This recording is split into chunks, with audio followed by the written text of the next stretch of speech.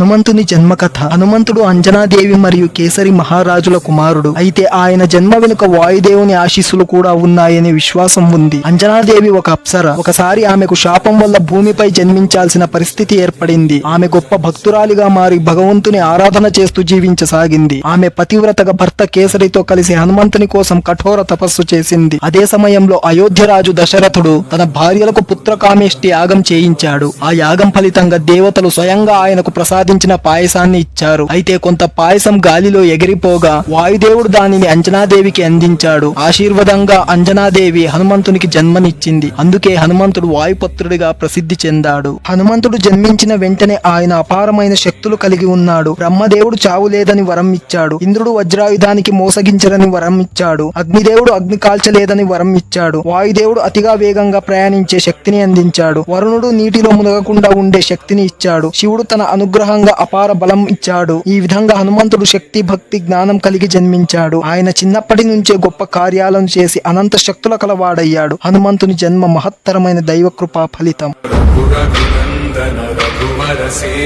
Raghupathi ఛాయన శతయోజన శతశతయోజన శరధి నియోజన శర పరిలంఘన హరిభాజన హరిభాజన హరిమద భాజన దశముఖ కంపణ బడవా